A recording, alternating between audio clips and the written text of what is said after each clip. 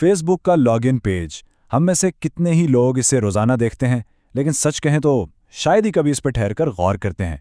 भाई, ये सिर्फ एक लॉगिन फॉर्म थोड़ी है, ये तो दुनिया के सबसे बड़े डिजिटल इकोसिस्टम का मेन गेट है। तो चलें, आज इस बजाय सादा से दिखने वाले सफ़े के पीछे छुपे डिज़ाइन, बिजनेस और पावर के राजों से पर्दा उठाते हैं।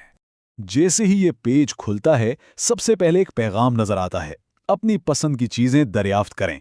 अच्छा, ये कोई यूं ही लिखा हुआ जुमला नहीं है, ये फेसबुक का बुनियादी वादा है, एक पर्सनल और मजेदार तजुर्बे का वादा, वो भी लॉगिन करने से पहले।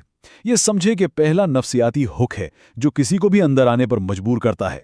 तो फिर सवाल ये है कि ये सफ़ा आखिर किस चीज़ का गेटवे है? क्या ये सिर्फ दोस्तों से जुड़ने की जगह है? नहीं, ये इससे कहीं बढ़कर है। ये एक बहुत बड़ी कारोबारी सल्तनत का दाखिली दरवाज़ा है। चलें, इस दरवाजे की पहली लेयर को खोलकर देखते हैं। तो इस डिजिटल फ्रंट डोर से दाखिल होते ही हर किसी के सामने फौरन दो रास्ते आ जाते हैं। ये तो बिल्कुल साफ और वाज़ेह रास्ते हैं जो फेसबुक की पूरी यूज़र बेस को आप कह सकते हैं कि दो हिस्सों में तकसीम करते हैं। देखें, एक तरफ है मौजूदा यूजर्स, जिन्हें अपने साथ जोड़े रखना कंपनी की सबसे बड़ी तरजीह है, और दूसरी तरफ है नए लोगों को प्लेटफॉर्म पर लाने का रास्ता, जो उसकी ग्रोथ के लिए, उसके बढ़ने के लिए बहुत ज़रूरी है। ये जो सादा सा डिज़ाइन है ना, ये दरअसल फेसबुक की दो सबसे अहम बिजनेस स्ट्रैटेजीज को दिखाता है, यानी पुराने लोगों को रोके रखना और नए लोगों को शामिल करना। और चाहे कोई लॉगिन करे या नया अकाउंट बनाए, हर एक क्लिक के पीछे एक बहुत बड़ा ग्लोबल इंफ्रास्ट्रक्चर काम करना शुरू कर देता है। ये दो सादा से बॉक्सेस दरअसल एक बहुत ही पेचीदा मशीनरी का कंट्रोल पैनल है, जिसके पीछे डेटा सेंटर्स, सर्वर्स और फाइबर ऑप्टिक केबल्स का एक बहुत बड़ा जाल बिछा है, जो अरबों लोगों को एक दूसरे से जोड़ता है। अब जाहिर है, इतने बड़े ग्लोबल सिस्टम को चलाने के लिए फेसबुक को पूरी दुनिया से बात करनी पड़ती है, और यही वजह है कि ये लॉगिन पेज सिर्फ एक जबान में नहीं है। ये तो एक ग्लोबल वेलकम मैट की तरह है जो हर कल्चर के यूजर को उसकी अपनी जबान में खुशामदीद कहता है। अभी तो किसी ने मजीद ऑप्शंस पर क्लिक भी नहीं किया होता और सामने 10 से ज़्यादा ज़बानें मौजूद होती हैं। ये सिर्फ एक सहूलत नहीं है, नहीं, ये दुनिया भर की मार्केट्स पर छा जाने की एक सोची समझी स्ट्रैटेजी है। हर नई ज़बान एक नए यूज़र के लिए प्लेटफॉर्म में दाखिल होने की रुकावट को कम कर देती है। जरा इन जबानों की लिस्ट को देखें तो सही। अंग्रेजी, स्पेनिश, चाइनीज, अरबी, ये दुनिया की सबसे ज्यादा बोली जाने वाली जबानें हैं, यानी अरबों मुमकिना यूजर्स।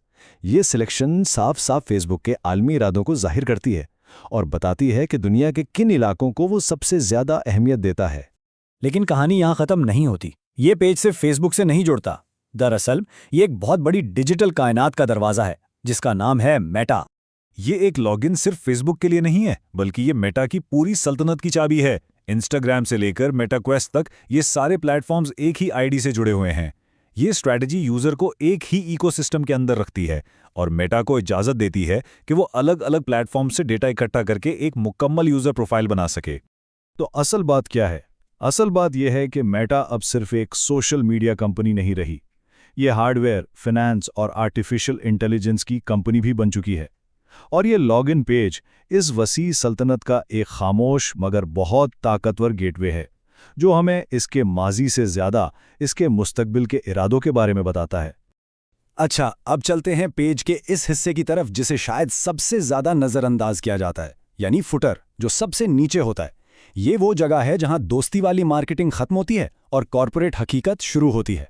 यहाँ वो मुआयदा छुपा है जिस पर हर यूज़र लॉगिन का बटन दबाकर अनजाने में दस्तखत कर देता है।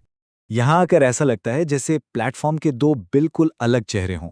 ऊपर एक दोस्ताना दावत है, अपनी पसंद की चीज़ें दरियाफ्त करें, और नीचे एक सख्त कानूनी मुआयदा, प्राइवेसी पॉलिसी, कुकीज़, शराइत।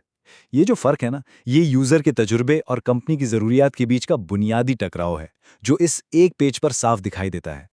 तो ये कुकीज़ होती क्या हैं? ये सिर्फ इसलिए नहीं है कि तजर्बा पर्सनलाइज हो सके। ये छोटी छोटी डेटा फाइल्स हैं जो ऑनलाइन एक्टिविटी को ट्रैक करती हैं, और सिर्फ फेसबुक पर नहीं बल्कि दूसरी वेबसाइट्स पर भी। यही वो डेटा है जो मेटा के टारगेटेड एडवर्टाइजिंग वाले बिजनेस मॉडल की बुनियाद है। असल कमाई तो यहीं से होती है।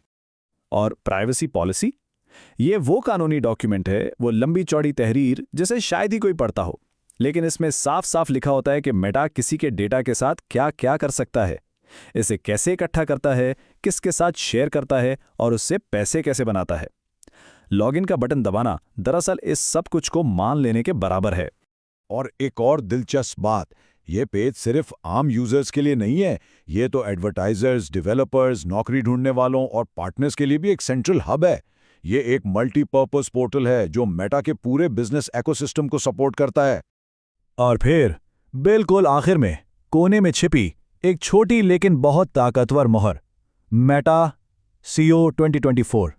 ये सिर्फ एक कॉपीराइट का निशान नहीं है, ये इस पूरी डिजिटल दुनिया पर मुल्कियत का हतमी ऐलान है, जो हमें याद दिलाता है कि ये जो पब्लिक स्पेस लगती है, ये दरअसल एक प्राइवेट कॉरपोरेशन की मुल्कियत है। तो खुलासा ये है कि ये सफ़ा आज के मेटा की एक तस्वीर है, लेकिन ज़रा सोचिए, मुस्तकबिल में इसका ये मेन गेट कैसा नज़र आएगा? जैसे जैसे टेक्नोलॉजी बदलेगी और मेटा मेटावर्स की तरफ जाएगा, क्या ये दरवाज़ा भी बदल जाएगा? ये वो सवाल है जो हमें इस प्लेटफॉर्म और हमारे अपने डिजिटल मुस्तकबिल के बारे में सोचने पर मजबूर करता है।